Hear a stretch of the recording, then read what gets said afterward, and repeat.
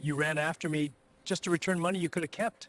I didn't see a rich man. I saw someone who made a mistake. That moment reminded me who I wanted to be again. I fell in love with the man you are, not the life you own. You married a man old enough to be your father! Be honest, how much of his money were you after? It wasn't about the money. I genuinely cared. If I wanted money, I would have taken it the day he overpaid me. And I love him even if he had nothing. Racheal had learned early in life that nothing came easy. Every morning, she left her small apartment before the sun fully rose, straightening her uniform in the mirror and reminding herself to stay hopeful. She was a young, beautiful black woman with curly hair, but beauty had never paid her bills. Hard work did. As a sales representative in a busy California shopping mall, she spent her days smiling at strangers, folding clothes, and calculating how far her paycheck would stretch before the next one arrived. That afternoon felt no different from any other. The mall buzzed with voices, footsteps, and background music that blended into a dull rhythm she barely noticed anymore. Racheal stood behind the counter, finishing a long shift, when a quiet man joined the checkout line. He looked ordinary, neatly dressed, silver-haired, and calm in a way that stood out in the chaos. He wore simple clothes, nothing that hinted at wealth or power. His name was Mr. Kim, though to Racheal he was just another customer. Mr. Kim had chosen that day to live simply. Far from Seoul's towering buildings and high-stakes meetings, he wandered through the mall enjoying something rare: anonymity. For decades, his life had been measured in profits, deadlines, and control. Here, no one knew he was a real estate billionaire who owned countless construction companies across South Korea. He liked it that way. At the checkout counter, distracted by his thoughts, he reached into his wallet and handed over the cash without looking twice. Racheal rang up the items and thanked him politely as he walked away. Seconds later, she froze. The amount he had paid was more than the total. Her heart skipped. For a brief moment, she imagined how helpful that extra money could be. Groceries, rent, savings for the future. No one would notice. No one would question it. But the thought barely lasted. Without hesitation, Racheal grabbed the receipt and hurried after him, weaving through shoppers and calling out until he turned around. "Sir," she said, slightly out of breath, "you gave me too much." Mr. Kim stared at the bills in her hand, then at her face. For a second, he didn't speak. In all his years, money had taught him one painful truth: people rarely gave it back. "You could have kept it," he said quietly. Racheal smiled, shaking her head. "It wasn't mine." Something shifted inside him at that moment. The world he knew was built on contracts, suspicion, and hidden motives. Yet here stood a young woman who returned money without knowing who he was, or what it was worth to him. "Thank you," he said at last, his voice softer than before. As he walked away, Mr. Kim felt something he hadn't felt in years: relief, hope. For the first time, he smiled without wondering what someone wanted from him. Racheal watched him disappear into the crowd, unaware that her simple act of honesty had planted the seed for a love that would challenge age, wealth, culture, and an entire family. That afternoon, neither of them knew it yet, but fate had already begun writing their story. Racheal tried to forget him. After that afternoon at the mall, life returned to its familiar rhythm. Long shifts, tired feet, and quiet nights spent counting expenses. Yet every now and then, her mind drifted back to the silver-haired stranger and the way his eyes had softened when she returned his money. It was a brief moment, she told herself, a passing encounter, nothing more. But fate had other plans. 2 weeks later, during her lunch break, Racheal stepped into a small cafe tucked inside the mall. The scent of coffee wrapped around her as she scanned the room for an empty seat. Then she saw him. He was seated near the window, casually dressed, reading a newspaper like time moved slower for him.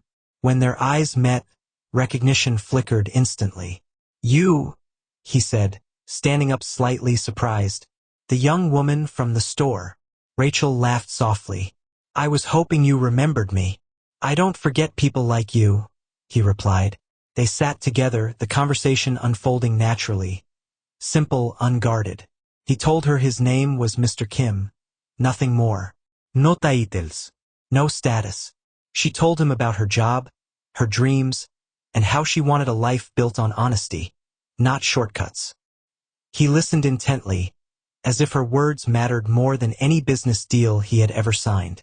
Before they parted, he hesitated, then asked, "May I have your number?" Racheal paused only a second before nodding. That night, her phone lit up with a message. "This is Mr. Kim.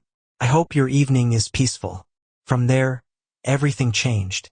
Their conversations stretched late into the night. Mr. Kim spoke of travel, loneliness, and the quiet weight of responsibility. He never mentioned money or success, only the emptiness that came with a life lived behind walls. Racheal shared her struggles, her hopes, and the small joys that kept her going. With him, she felt heard. With her, he felt human again. They began meeting often, walks through quiet streets, coffee dates that turned into long dinners, laughter that surprised them both. Mr. Kim admired her warmth and integrity. Racheal was drawn to his calm strength and hidden vulnerability. Yet behind his gentle smiles, Mr. Kim carried a secret heavy enough to change everything. Each time he looked at Racheal, a question haunted him. Would she still see me the same if she knew who I truly was? As their bond deepened, the truth waited patiently in the shadows, ready to test whether their connection was real or fragile. And for Racheal, the man without a name was slowly becoming someone she couldn't imagine her life without. Racheal didn't fall in love all at once. It happened quietly, between shared laughter, late-night phone calls, and the calm presence of a man who made her feel safe in ways she had never known. By the third month of seeing Mr. Kim, he had become a steady part of her life. He never rushed her, never demanded more than she was ready to give. When she worked late, he waited. When she was tired, he listened. There was a gentleness in him that contrasted with his age, a softness shaped by years of loss and responsibility. Sometimes they talked about the past. Mr. Kim spoke carefully, choosing his words as if each memory carried weight. He told her he had been married once, that the marriage had ended long ago, and that he had 2 adult daughters who lived far away. He didn't paint himself as a victim or a hero, only a man who had given everything to building a life, only to realize how much he had missed along the way. Racheal listened without judgment. She shared her own story too. Growing up learning to survive, working hard, dreaming of a future where she wouldn't have to count every dollar. She admitted her fears. Falling in love with someone who might disappear, or worse, change once she trusted them. Each confession pulled them closer. On quiet evenings, they walked side by side through dimly lit streets, sometimes talking, sometimes simply enjoying the silence. Racheal noticed the way strangers treated Mr. Kim, with respect, sometimes even deference, but she never questioned it. To her, he was just a man with a calm smile and a steady hand that felt reassuring when he reached for hers. Mr. Kim, however, wrestled with the truth daily. There were moments when his phone buzzed with messages from Seoul. Business updates, urgent matters, reminders of the world he had temporarily left behind. He always silenced them when he was with her. Not because he was hiding something out of shame, but because he wanted their connection to exist without influence. Still, guilt crept in. One evening, as they sat across from each other in a quiet restaurant, he studied her face, the way her eyes lit up when she laughed, the sincerity that had first drawn him in. "Racheal," he said slowly, "what would you do if you discovered something about me? Something big?" She frowned slightly. "Big how?" "Something that could change how you see me." Racheal thought for a moment, then answered honestly, "I'd ask why you didn't tell me sooner, but I wouldn't judge you for your past." Her words both comforted and unsettled him. Days later, the truth could no longer wait. Mr. Kim invited her to dinner at a place far more elegant than their usual spots. Racheal noticed the difference immediately: the private room, the staff who seemed to know him before he spoke. When he finally told her who he was, his voice was steady, but his hands trembled slightly. "I own real estate companies in Seoul," he said. "Many of them. I'm wealthier than I've let on." Silence filled the room. Racheal stared at him, absorbing the weight of his words. Billionaire. Power. A life so distant from hers it felt unreal. Then she exhaled. That explains a lot, she said softly. He looked at her, confused. That's all you have to say? She smiled faintly. I was wondering why everyone seemed to stand straighter around you. His breath caught. You're not angry? No, she replied. But I wish you trusted me enough to tell me sooner. I was afraid, he admitted. Afraid that once you knew, everything would change. Racheal reached across the table and took his hand.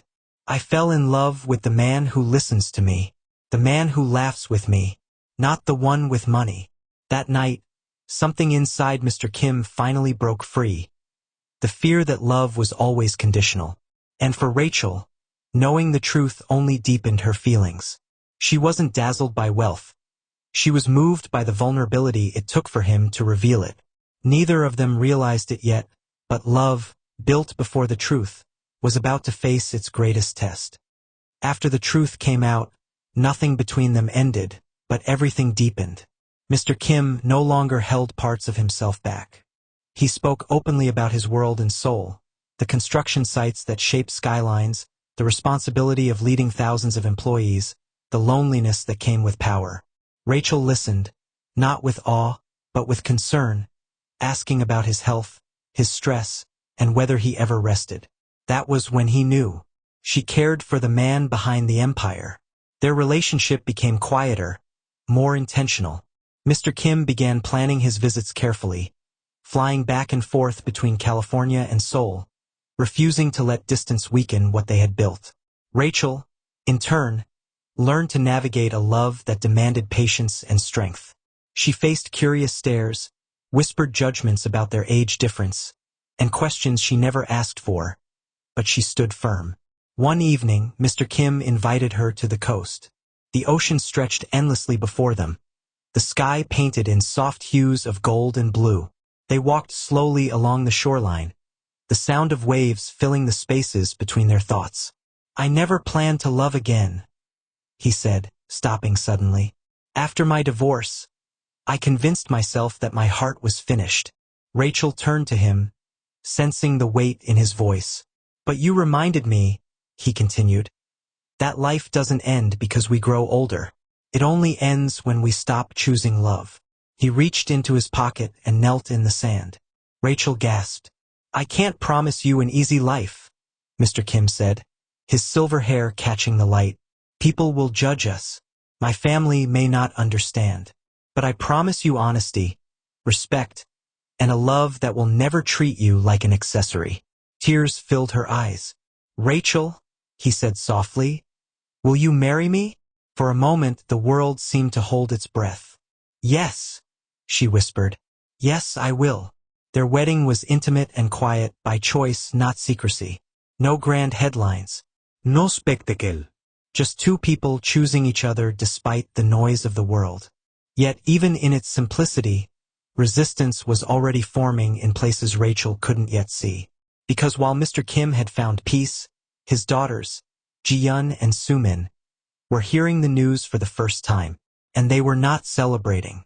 As Racheal stepped into her new life as Mrs. Kim, she had no idea that love alone would not be enough to win the family she was marrying into.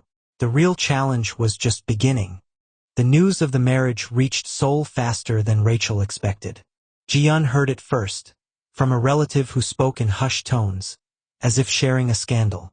Soo-min heard it moments later, her phone buzzing with messages filled with disbelief. Their father, a man known for control and caution, had married a young woman they had never truly met. A young black woman, decades younger than him. To them, the conclusion felt obvious. When Mr. Kim finally told his daughters himself, his voice was calm but firm. He spoke of love, respect, and choice. But Ji-yeon's face hardened, and Soo-min's silence was colder than anger. You married a stranger, Ji-yeon said sharply. Someone young enough to be your daughter. A salesgirl from America, Soo-min added. Do you expect us to believe this isn't about money? Mr. Kim tried to defend Racheal, but suspicion had already taken root.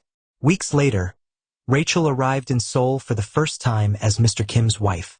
The city was breathtaking, but the welcome was not. At the family residence, Ji-yeon and Soo-min greeted her with polite smiles that never reached their eyes. The tension was unmistakable. At dinner, every question felt like an interrogation. "How long did you know our father before marriage?" Ji-yeon asked. "Did you know who he was when you met him?" Soo-min followed. Racheal answered calmly, choosing honesty over defensiveness. She spoke of the mall, the mistake with the money, and the months of conversations before the truth came out. But the daughters exchanged glances, unconvinced. Later that night, the confrontation came.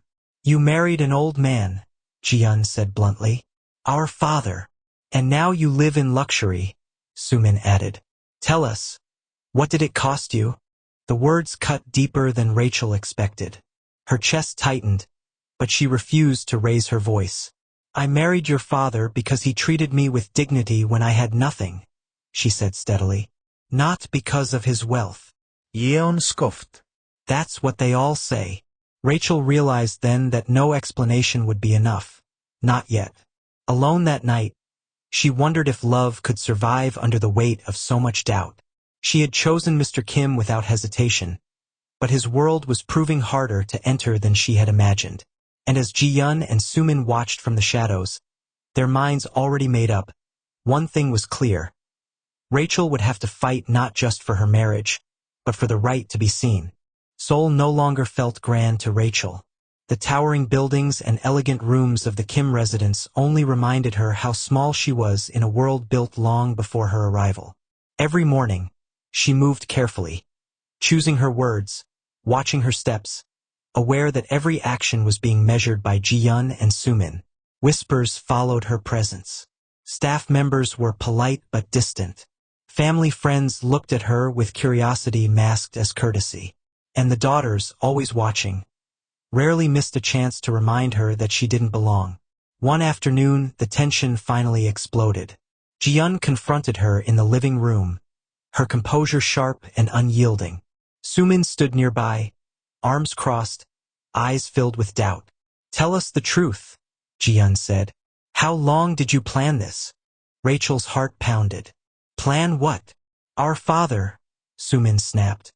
"His age, his money, his position." Racheal inhaled deeply, grounding herself. "There was no plan," she replied. "I didn't even know who your father was when I met him." Yeon left bitterly. "Do you expect us to believe that?" Racheal met her gaze, refusing to look away. "Yes," she said quietly, "because it's the truth." She told them everything, from the grocery counter to returning the extra money, to the months of conversations where wealth was never mentioned. She spoke not with anger, but with exhaustion, the kind that comes from defending your heart over and over. "If I wanted money," Racheal said, her voice trembling, "I would have kept what he overpaid me that day. I didn't." Silence filled the room. For the first time, the daughters hesitated. That evening, Mr. Kim returned home to find Racheal sitting alone, tears silently falling. The sight shattered him. For years, he had protected his children from pain. Yet now, love had placed his wife in the line of fire. "I won't let this continue," he said firmly. The next day, he gathered everyone. "My marriage is not a mistake," Mr. Kim declared. "Racheal is my wife because she chose honesty when no one was watching. If you cannot respect her, you do not respect me." The words stunned Ji-yeon and Soo-min. They had never seen their father draw a line so clearly. Though their hearts were still guarded, doubt began to replace certainty. For the first time, they wondered if they had judged too quickly. And Racheal realized something too. Love was not just about patience, it was about standing your ground. The trial was not over. But the verdict was no longer certain. Change did not happen overnight. After the confrontation, the Kim household grew quieter. Not cold, but cautious. Ji-yeon and Soo-min no longer challenged Racheal openly, yet distance remained. Polite greetings replaced sharp words, and silence filled spaces once heavy with accusation. Trust, Racheal learned, was not demanded, it was earned. She chose patience. Instead of retreating, Racheal leaned into kindness. She asked about the daughter's work, remembered small details, and showed respect without expecting it in return. When Mr. Kim traveled for business, she handled household matters with humility, never asserting power, never reminding anyone of her new status. The daughters noticed. Ji-yeon saw how Racheal encouraged their father to rest, how she worried about his health more than his schedule. Sumin observed how Racheal refused expensive gifts, choosing simple moments instead. Shared meals, quiet walks, laughter without an audience. One evening, the truth finally surfaced. Ji-yeon found herself alone with Racheal in the garden. The city lights glowed in the distance as she spoke, her voice softer than before. "Why him?" Ji-yeon asked. "With all the choices you had, why our father?" Racheal didn't hesitate. "Because he saw me," she said, "before I knew his name, his wealth, or his world. He treated me with respect when I was just a sales representative trying to survive. I didn't fall in love with his money. I fell in love with his heart." The words lingered. Days later, Sumin approached Racheal with a quiet confession. "I was afraid," she admitted. "Afraid someone would replace our mother or hurt our father again." Racheal nodded. "I'm not here to replace anyone. I'm here to love him and respect the family he already has." That was the moment everything changed. The walls finally cracked. At a family dinner weeks later, Ji-yeon raised her glass first. "You've proven something," she said. "You didn't come for what our father owns. You came for who he is." Sumin smiled gently. "If you're willing, we'd like to accept you as our stepmother." Rachel's eyes filled with tears. Mr. Kim reached for her hand, his grip steady and proud. For the first time in his life, he had chosen love without fear, and it had not destroyed his family. It had healed it. Racheal had found her place, not as a billionaire's wife defined by wealth, but as a woman whose honesty and love rewrote a family's story. And in the end, they all learned the same truth.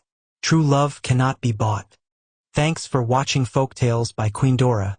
For more interesting stories, please click on the subscription button.